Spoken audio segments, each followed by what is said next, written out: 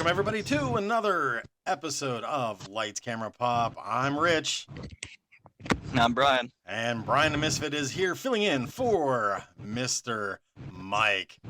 Hope he is having some fun down in the beaches of Ocean City.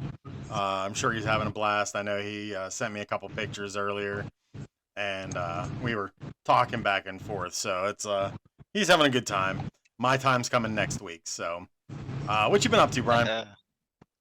Not too much. Just checking out the fan discourse online, hearing rumors and opinions about a new Spider-Man movie that recently came out. Well, it seems like now that that's out, everything else has been dropping. So, but before we get into that, I would like to bring on. We have a guest this week, and I reached out a couple weeks ago for somebody who had been to the San Diego Comic-Con because it was last weekend, and I was like, it would be such a cool episode to have somebody on who has been there, whether it's their first time, and of course, just finding out before we started recording, he has been there multiple times, and so I definitely wanted to bring someone on and talk about their experiences, their interactions, things like that, and I'm sure you have a lot to add with that too, Bri. So without further ado, I'm going to introduce everybody to Mr. Max Scheller. How's it going? Good. I'm also that guy with a Game Boy camera because I still take photos with that digital camera that Nintendo put out in 1998. I've just taken it in many modern settings wherever I go. And I take photos. I print people's photos out. Yeah, that's just what I do. That's pretty much what my Instagram and most of what my social media is, just Game Boy camera photos over and over. That is absolutely amazing. We just had a yard sale the other day, and I was digging some stuff out from our shed, and there was a Canon camera bag in there, and I opened it up, and here it was my daughter's Mario and Luigi edition of the 3DS. And I guess they started looking through there, and my son had made like little stop motion videos on there, and it was just so cool to even have that. So to know that there's somebody out there still using a Game Boy camera, that is so freaking cool. Yeah, you know what? I'm in a whole Discord of people who still play with the Game Boy camera. They come up with new things, like they modify them, and like there's this thing where they print out, like, let's say, a different case or shell for it, and then you attach what we call a C-mount lens, and that produces a better, zoom lens, so you can get better images. I still stick to the original. I have not upgraded, but I appreciate those who are doing things like that. Yeah, but still, that's amazing, especially, because how old is the Game Boy? How old is that? The Game Boy came out in 1989. Yeah. And this camera attachment, as well as a printer attachment, which is why they made a printer to go with the camera. That came out in 1998. That's around the Game Boy Color, Game Boy Pocket era. Okay. But I still bring around. It looks like the original, but someone modded a backlight, so I can use it at night, and we're in dark places. Smart. That really is. I love that. I never knew that this was a thing out there, and I'm so fascinated by that. Yeah. But so Comic-Con was just this last weekend, and there's been so many things that came out, and within the same week, Spider-Man dropped, and everything that I've seen, everything that I've read, I have not heard a bad thing about, and we'll keep things spoiler free for those listening, but and of course I'm sure a lot of people heard the spoilers. Obviously a lot of people have seen it already because it made its money already and then some.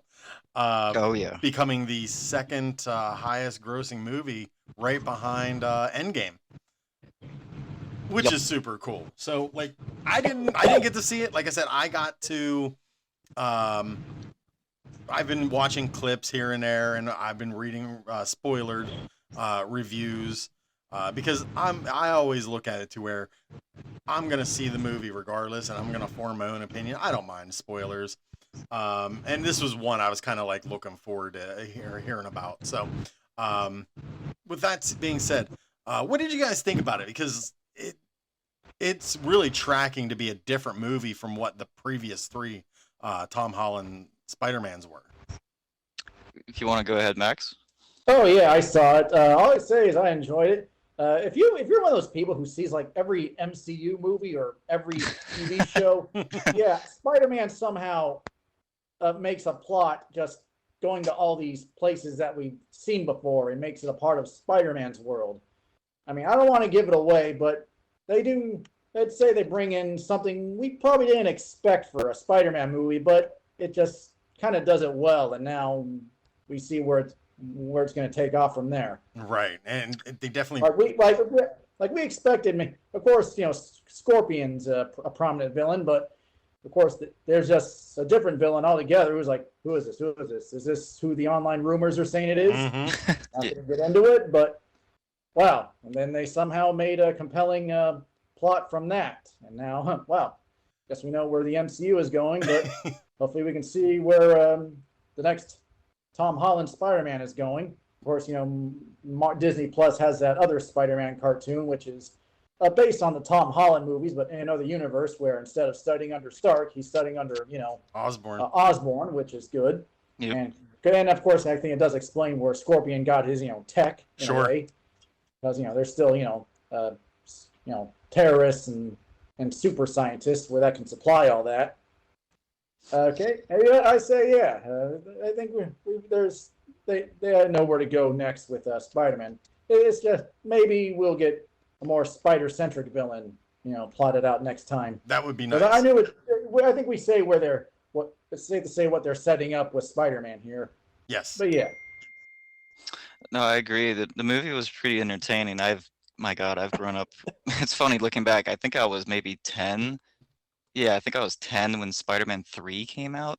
So I've been growing with these movies. It's fun. If you want fun, it's fun. You want some drama, it's got that. I really like the action set pieces. I saw some more, information about they tried having references from the recent PlayStation Spider-Man games. I saw that. They're in the movie. That's cool. That's cool that they're tying things in.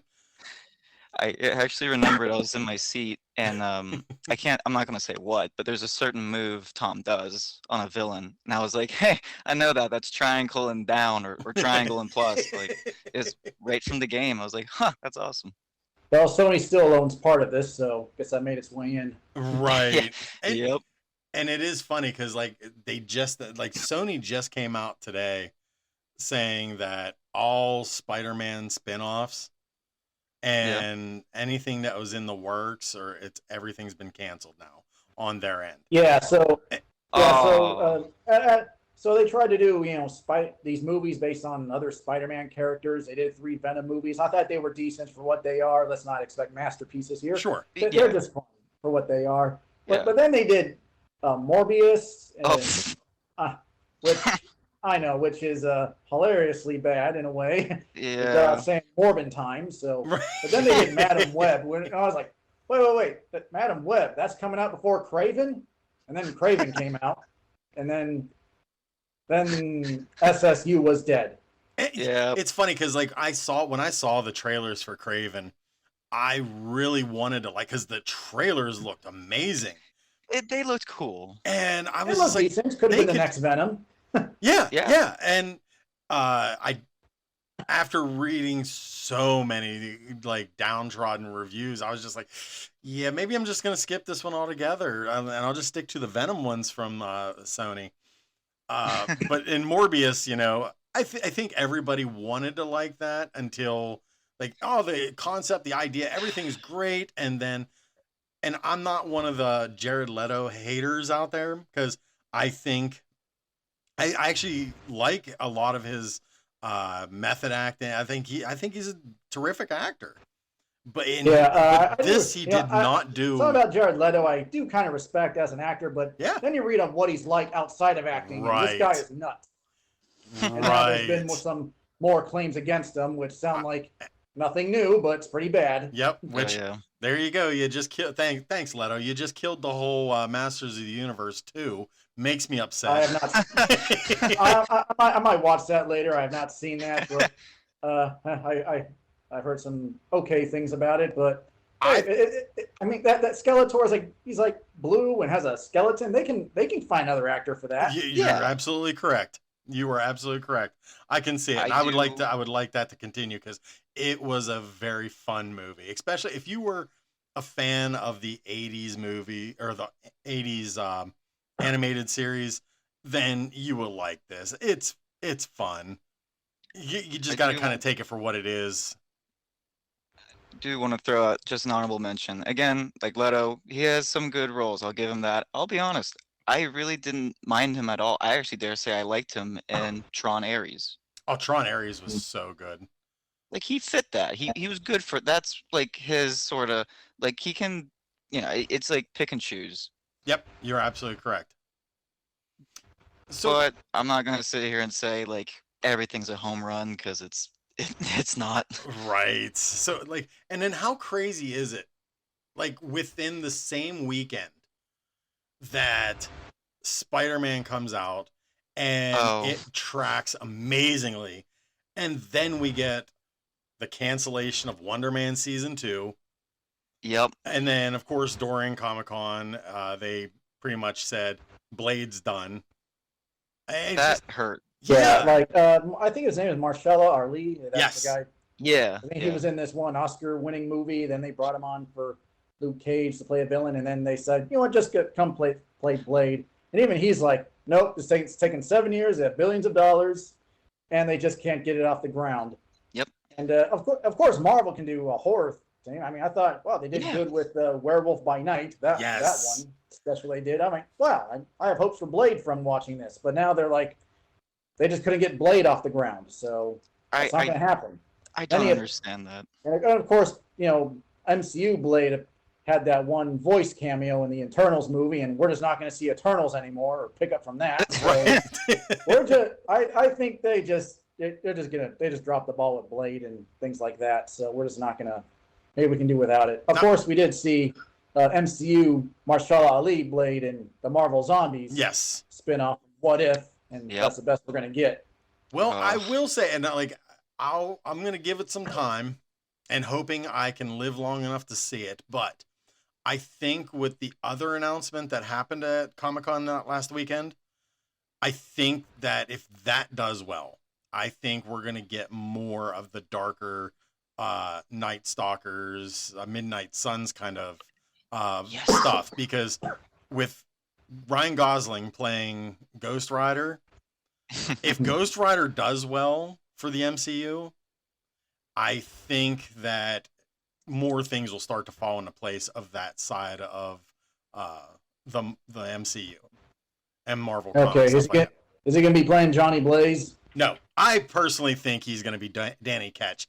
I mean, we had Nicolas Cage as Johnny Blaze. Then we had Robbie Reyes in the Agents of S.H.I.E.L.D.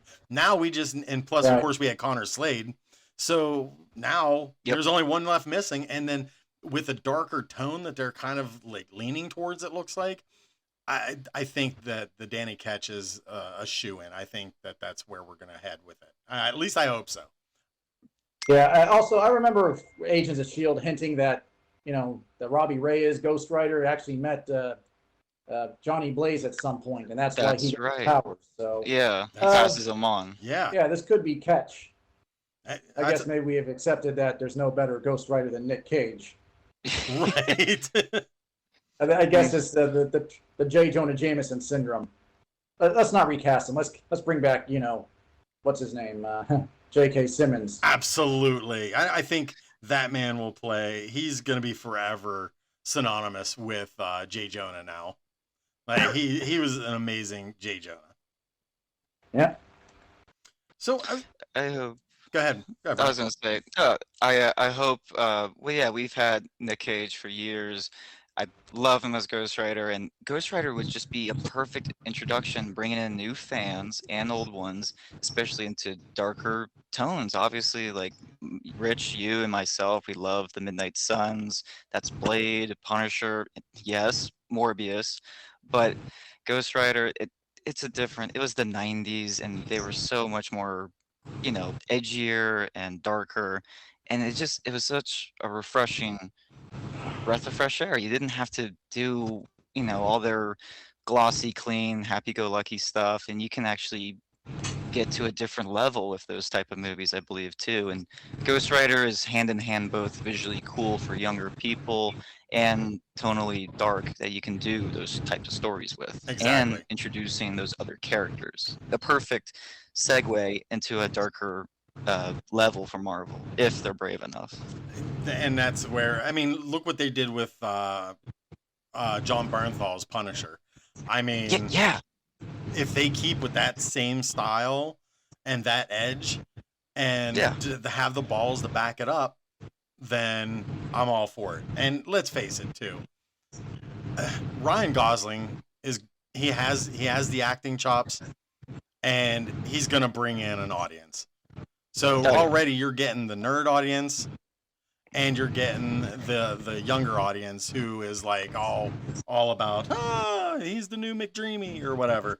But Have we seen the memes of I'm just Ken, and he's got yes, the Ghost Rider chain, and Shang-Chi is dancing with him? and I think I sent you and Mike the posters that they made with Ghost Rider and La La Land and Ghost did. Rider and Drive and stuff like Okay, that. next crossover cosplay: Ghost Rider Ken, Ghost Ken, Ken Rider. You know I've somebody's done gonna do cosplays it. before, where I just mash up stuff for laughs. Yeah, that's one of the things I would do. I love it. You need to do that. I would love to see you do it, and I need pictures. Okay. Yeah, it's a maybe. It's a Yeah, it's maybe. just these days I go to Comic-Con to collect things and get autographs. So cosplay does get in the way of that. I can imagine. So while we're talking about cosplay or the Comic Con now, that's where we're building up to anyway. So like, when did you start going to Comic Cons? 2007, I graduated from high school, and I was like, yeah, I'm going to Comic-Con before going to college, and I just kept going. So like, was it? Did you kind of grow up with like being in the culture and everything like that? Kinda, yeah. I'm a nerd. I'm a dork. I was on Aren't the high we school all? wrestling team, so I was a nerdy wrestler. Um, so and what was your when? Of course, it was like wanting to just be part of it, but like, was there something that was like, oh, I have to go? What was that moment that You know made you what? say, this was? You know what? I like comics. I like the stuff. like being a geek, and over time, I just would come up with cosplays for it, and just tell jokes along the ways and characters. So I just liked it. And then, of course, these days I come up with panel ideas for Comic Con. And recently I did a thing on anthologies. I had 5 other people join me. And yeah, because I've been published by making some stories through a Game Boy camera, of all things. I've got in 2 anthologies, and that's what I talked about at Comic Con. And I had some other people talk about their anthology work. And we're saying, hey, if you want to get published and you don't have a lot of time for, on the art side, this could work for you.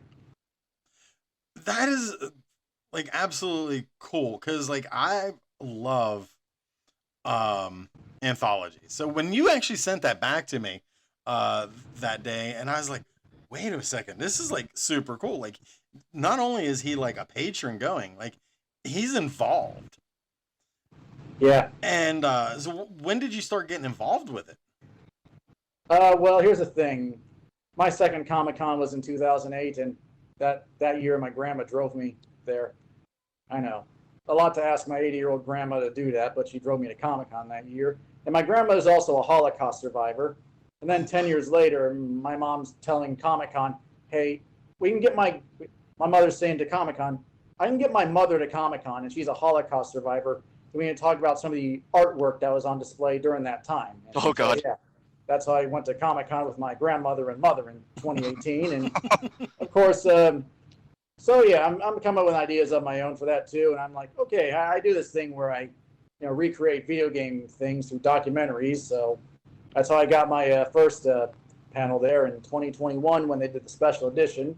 Then again in 2022, and of course I bring on people to speak with me. I had someone with who does a comic series called Digital Lizard of Dooms, which is video game themed. Then after that, we're talking about music influences in our work. Hmm. That happened in 2023, 2024. Then 2025, we felt like I think they didn't take it, so it ran its course. Then this year, I was like, hey, I know people. I've been in anthologies. I know people who do anthologies, who do art. Yeah, they do stuff for anthologies. Let's do something on anthologies, and yeah, we can say, hey, this is one way you get published. If you got a part-time schedule, but you can maybe contribute a short story to a larger anthology. That's independent. And I do say, yeah, this is kind of on the independent local level, so you're not going to be writing for Marvel or DC or Image, but you are going to get started somewhere. That's so cool. Nice. It's really fascinating. And like, so what was like from now going back to 2007 on your first time going? How much has it changed since then? I will say there's been a lot of change. I mean, more people want to go. I mean, when we have registration, it sells out within hours. There's, returning registration, open registration, sells out easy. I mean, back in 2007 and before that, you can just go to the convention center and buy a ticket. I think it was around 2007 that it first sold out. And of course, the demand kept growing, and then more studios got involved, and then Hall H kind of became a line cult. That's what I call things like that, cult, because you really got to pay attention to get into it. In fact, speaking of Hall H, I'm hearing they've been having problems of who's been getting in. I mean, after all this time, they're still having problems, which they still got to work that out. Yeah, I've been seeing. And of course, there's been more of these off-sites that happen outside, so I think that's good. But of course, all the locals who are not going anywhere are going to take the time to wait for all of them. Right. So yeah, and then all these off-sites, they do online registration like Paramount Lounge and Lanterns. Like they have reservations for that, but they just go out within like a minute. I think we're just saying, oh, all these bots are involved. That may be true, but still, there's a lot of people who just ignore my phone, who just are always on top of all this and register early. When they're always on top of it. Right. I've noticed in that page where I first put out the post and met you through, there has been a lot of complaints in there about like QR codes and wristbands and things like that. And Really? it's crazy to think that as long as this has been going on, that they would have been able to nip things in the bud and kind of, not saying that it's not organized, because I'm sure that holds something of that stature, it has to have some sort of organization. So, but I'm not really saying that, but like, I'm sure that there should have been a way that they could have just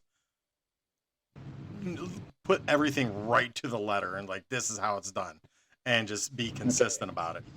But all right, some of the things I'm hearing people say, that whole Hall H thing. I think there's from reading an article on Forbes, is that they may or may not do away with Hall H because they're kind of sacrificing some revenue from keeping Hall H panels that with that capacity. oh Who wow, knows? Maybe they could use the area in Hall H for something else to bring in some money.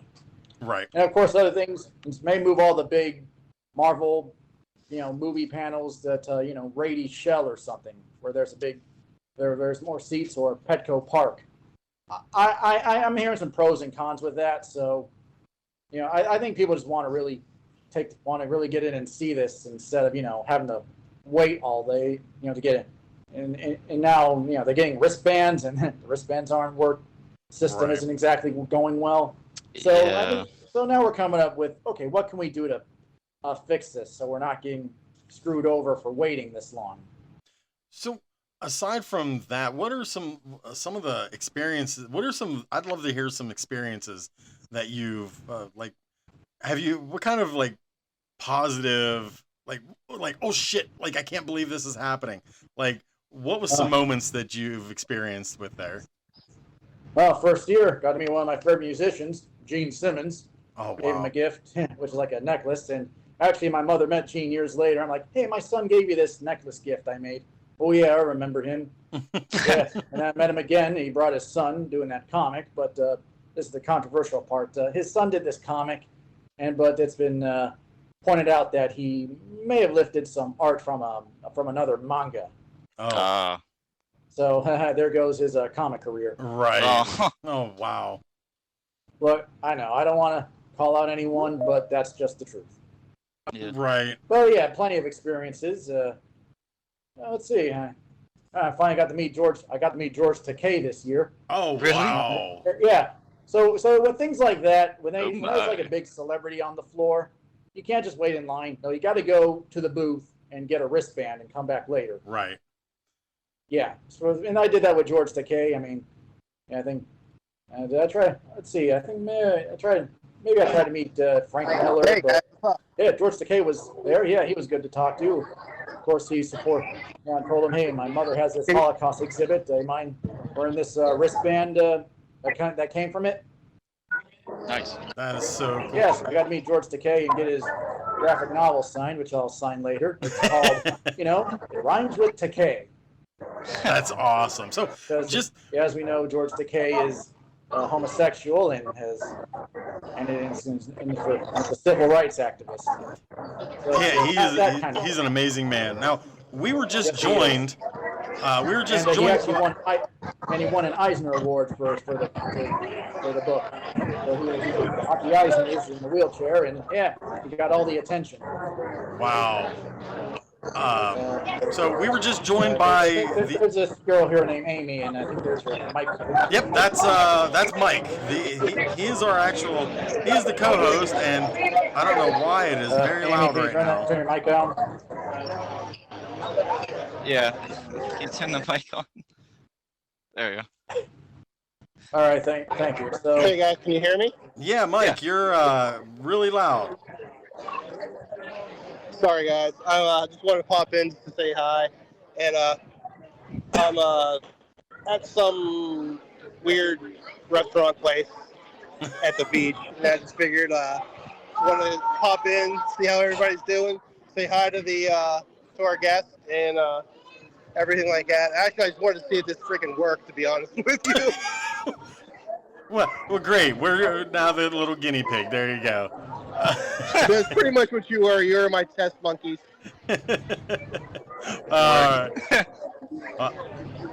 I am gonna kind of mute you because it is kind of loud. Yeah, I'm just gonna pop out anyway. Like I said, I just wanted to come in, say hi, and just actually see if this works. If we can actually do, shows from the road, if you will. We'll cross that bridge when we get there to it. But All right, brothers. I'll talk to you later. And again, thanks for popping on, for being on our show. I know I sound pretty crappy, but like I said, I just wanted to see if this worked, guys. Have a good day, guys. you too, Enjoy man. the vacay, man. okay, what were we talking There we about? go. So George Takei. Haven't gone. Oh yeah, great guy.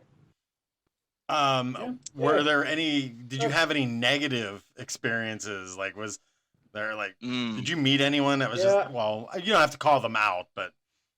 Okay, well, there was this one time I won an online portal win to meet Bruce Campbell. Really? Here's what happened. So I didn't just go there immediately. I ended up in line for this Marvel signing with Rob Liefeld. During that time, and he signs a poster. I get that. I mean, these days it's pretty pricey to get an autograph from him. Sure. Because he's famous. But then I end up going to Brian Lee O'Malley. He writes me an autograph. Then I go upstairs to meet Bruce. I mean, they said this was going to be 2 hours, but then 30 minutes before the scheduled ending time, they said he's done. Yeah. No, I have my wristband. I want to get my autograph from him. No, he's done. Should have come earlier, but he's right there. He's sitting. Yeah, he's done. And then this other guy came up. He's like, I have my wristband too. I want to meet him. No, he's done. That's Jesus. crazy. And I can't help to wonder if that was him or if that was like his management and things like that. Like It could have been both. it could have been a combination of both. Absolutely. Yeah. So I get there a little later, but it was still before the scheduled ending, and I have my wristband. This guy has his wristband. I'm like, no, he's right there. We can get our autographs right now. Just let us in. No, he's done. Oh. That's insane. Yeah. Here's my tip. I say, always come up with a backup plan. If you're turned away, just go somewhere else.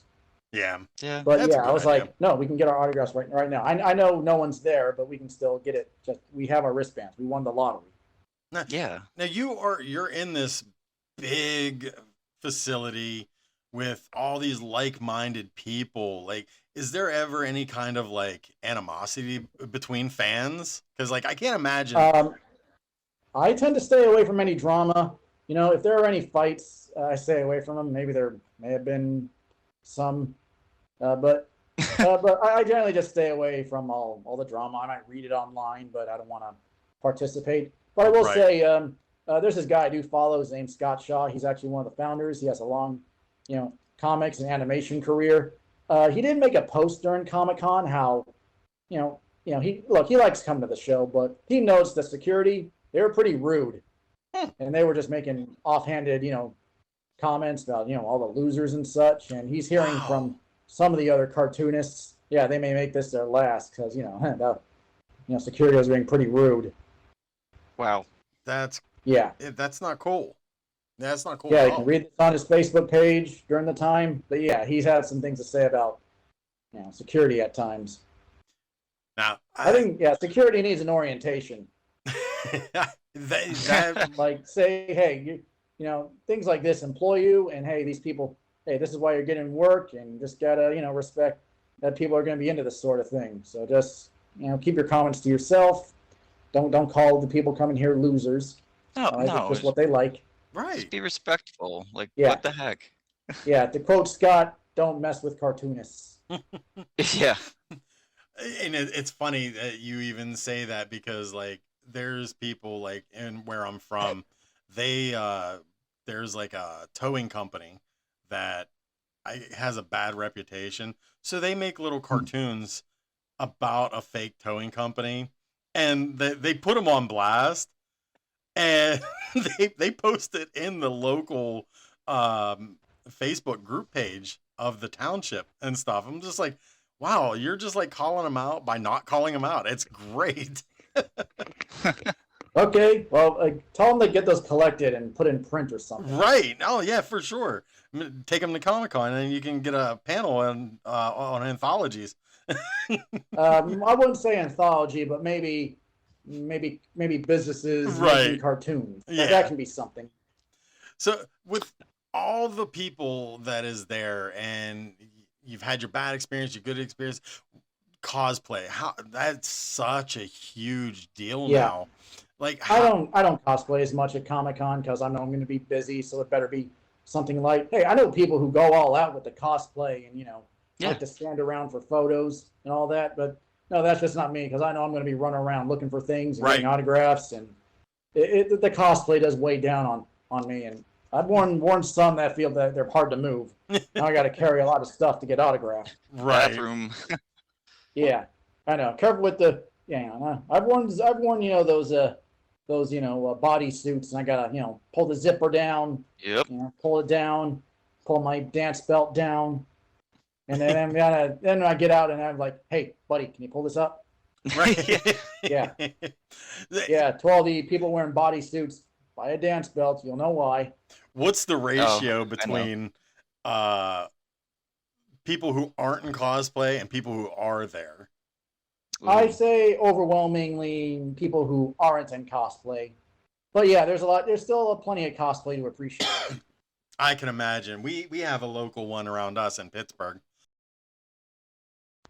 Excuse me. And people go way, way out. And I love when I don't get to go. Ours is actually next weekend. And they do it three times a year. The next one is next weekend.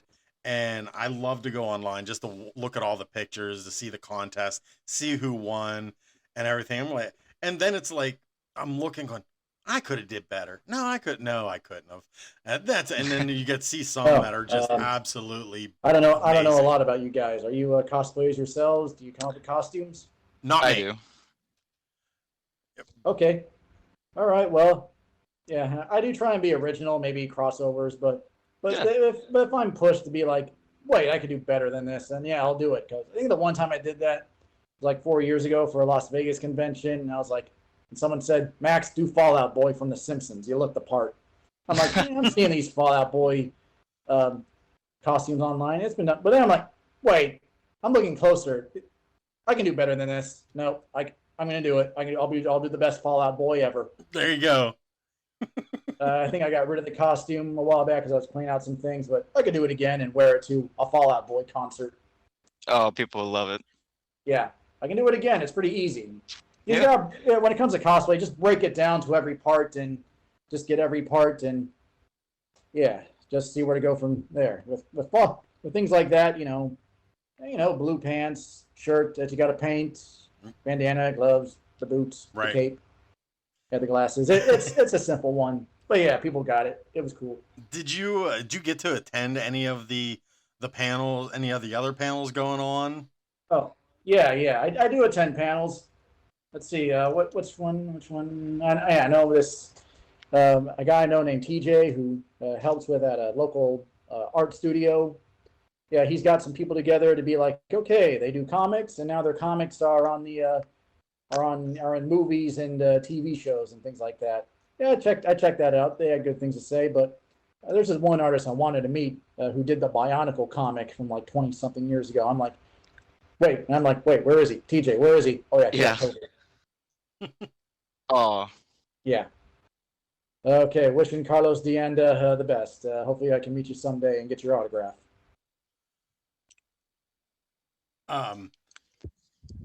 Did you like? Did But you, yeah, I tend. Go on. Oh no, I was just gonna say, did you get to attend any of the panels this year with like, say, like Spaceballs or any of the Marvel or DC panels or anything? I know how those Hall H ones work, and there's a long wait. I mean, I tried to get into Tron last year, couldn't get in. Got in late. But yeah, but I was like, no, people are really gonna line up for Spaceballs. So I'll just wait till the news comes out. I'm sure it's gonna be funny, but I'm just not gonna wait in line for that when there's other stuff to do. Absolutely. I mean, I also tried to get the Spaceballs signing. I put all the points in the lottery that day. Did not get it. oh. Now you say points in the lottery. Like, how does that work? Like, what is that? Okay. So if you're attending Comic-Con for that day or days, so there are these points you get from the website. And they're part of your member ID. So they'll say, okay, you get 12, 12 or even 7 entry points. How much do you want to allocate to this signing or even exclusive for a line or a Funko Pop? Yeah, I'm not doing Funko Pops. I'm not doing those comic signings. I got enough autographs from Jim Lee and all those guys, so I'm like, you know what? I'm going to put all my points into Spaceballs or a Simpsons signing. Things I want. I don't already have. I didn't get them, but I'm okay with it. Right. That I didn't win. Yeah, I can only imagine. Like, I know when Rick Moranis, it kind of became like a thing, that he was in the crowd, and then he stood up, and then he got like a big standing ovation, and rightfully so. He's Rick Moranis. Yeah, the thing about Rick Moranis is he doesn't really act as much anymore. Right. I think he's done a few things. I think the things he did more recently was Brother Bear for Disney, and that's just a voice acting role. Yeah. Right. Yeah, but he's not really in anything these days. But then they're like, let's do a Spaceball sequel. Rick, can you do this? Yeah, my kids are grown up. I can do this. Because he retired from acting because his wife died and he wanted to be there for his kids, which sounds like a pretty good thing to do. Absolutely. Yeah. And I think that's one of the things that makes him probably one of the greatest people out there. Like now it almost like you have like the top guys is like Rick Moranis and Tom Hanks. It's like Yeah. you never hear anything bad about them, and it's just like these are the kind of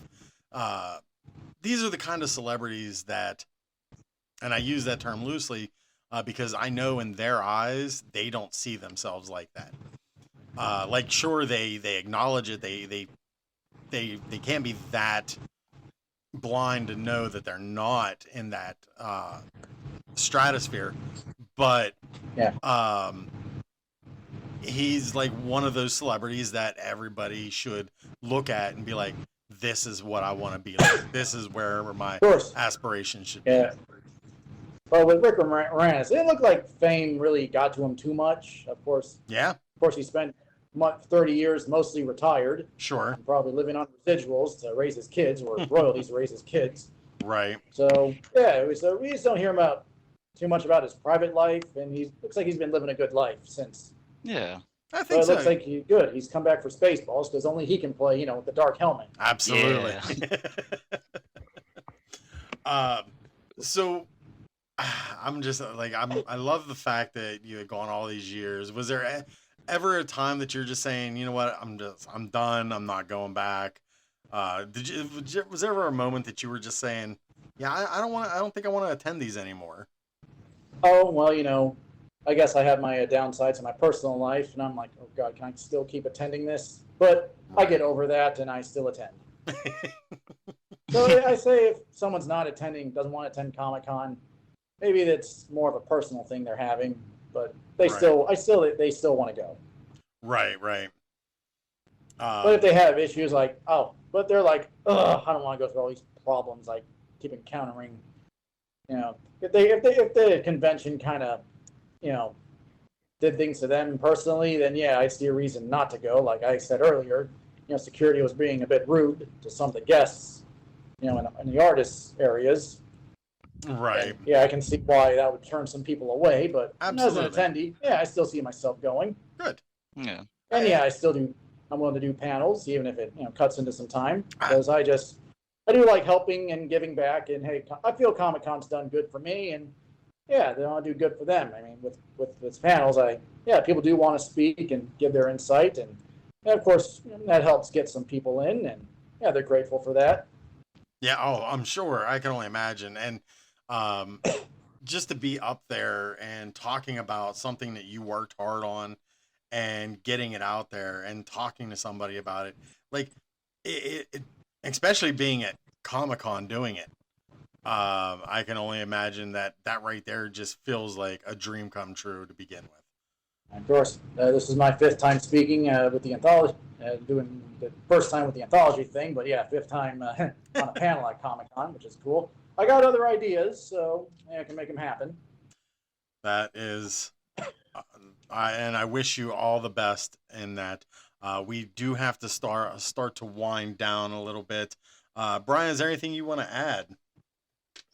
Really, I just want to say thank you for giving us your time and telling us about the awesome experiences. I don't think I'll ever be lucky enough or rich enough to afford to go there to ever attend one. So just to hear it. Well, I think tickets have got to be close to $400, and then you got to get your hotel in order. Oh yeah. Yeah, then and let's face it, you got to have money at Comic-Con because you're going to want to. Something will get you. Oh, 100%. Yep. I know what it's like just going to our Steel City Con. And I look at that and some of the things that I go there, and sometimes they have Steel City Con exclusives, and those are always like, I'm sure Comic-Con San Diego, those are sought after highly as the exclusives that they put out. Oh yeah, people come there for the exclusives.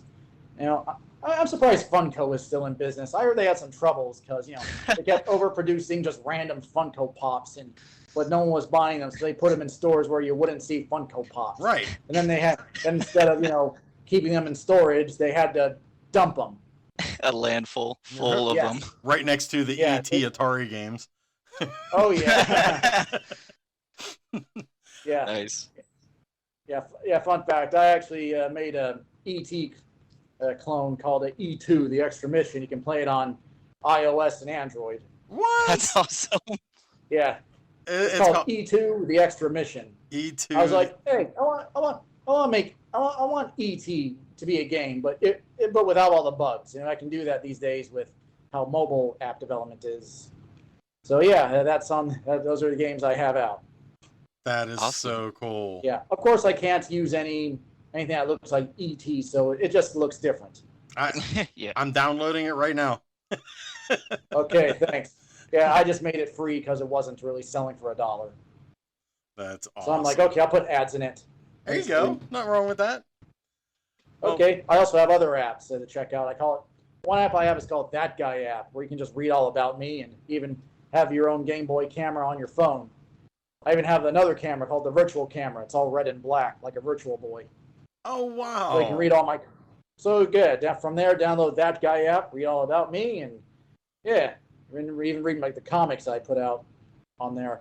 And that's another thing. Since I think we're moving, I think the comic market it's still going to be in print for a while, but I still say there will be a digital transition eventually, and it could be big. So I say learn how to make apps to get your comics on the App Store. Yeah, it's going to cost you a bit, but you can do it. In fact, I know we hate to use AI, but we hate generative AI art because that replaces the artists. But AI can be used for programming apps and such, and you know what? That does make specific purposes, and yeah, that can make app development easy. Yeah. If you want to get your comics on the App Store. Absolutely. Yeah, I even have another app which is meant to be a Comic-Con that can happen anywhere. You can look this up. It's called AR-Tist Alley. AR-Tist Alley. I just put a new update came out today. So with that, you can make an artist alley happen anywhere, anytime, and real artists can sign up to be on it. Oh wow. Yeah, it's like actually being at a Comic-Con through augmented reality. That's so cool. That's pretty dope. Yeah. That is awesome. Max, thank you so much for doing this. I Okay, hope thanks. everybody checks this out. Where can everybody find you at? I'm that guy with a Game Boy camera all over Instagram, Twitter, Facebook, whatever. I'm just that guy with a Game Boy camera. You can download my apps, That Guy app, AR-Tist Alley. And yeah, I don't go to many places these days because I just got a backlog of photos to post because that's just what I do. But another thing coming up, we got some things coming up in San Diego. There's this event called Tiki Oasis, which is where everyone wears Hawaiian shirts and acts like they're on vacation. And this Saturday they're going to get that band from Kill Bill, the 5678, that Japanese band. They're going to be there. We also got a Sonic the Hedgehog convention coming up. What? And, yeah, this is called Sonic Boost. It's going to be in San Diego. We got a Sonic convention now. So many Eggmans. That's a fantastic. Yes, I can imagine. And in early September, there's going to be Anime San Diego. So these people do, Anime Las Vegas, Anime Riverside, Anime Pasadena. They've done big anime conventions. Now they're bringing an anime convention to the convention center where Comic-Con was. It's not going to be as big as Comic-Con, but it's going to be at the same place. It's going to be called Anime San Diego. Anime San Diego. Yeah. Well, guys, I hope everybody checks that out because that'll be coming up. Yeah. I know friend of mine, he used to go to the anime cons out there because he lives in California, and he would cosplay and everything, go all out. So I'm sure. Yeah, I think it's easier to cosplay at those things than at Comic-Con because Comic-Con just has more people and more things to do. So yeah, Anime San Diego, that's a bit more manageable for cosplaying, even if you're going to go all out. Oh, absolutely. Brian, where can everybody find you at, sir? People can find me just on Instagram at Brian the Misfit. I post all adventures and little crafty things I'm working on there. Yeah, and I am over at Pop Pod Richie or Lights Camera Pop Pod, and you can follow Mike at nomad_comics_collectibles, and over on the, as he would say, the Tiki Talk, and Instagram. And again, everybody, keep in mind Weird Al for 2027 Super Bowl, and yes. I hope everybody has a good week. Yeah, he's actually on tour. I'm going to see him, next month. He was just in Pittsburgh. He was just in Pittsburgh on Saturday, and I've been watching. He was? At Burgerstown, and I've been watching clips of people posting their videos, and I tell you what, he still puts on one hell of a show. Yes, he does. I saw him last year. He does it. He does a really good show. Yeah, he really That's does. awesome. He really does. Well, everybody, I hope you have a great week. Stay tuned next week for another episode of Lights, Camera, Pop. Bye, guys.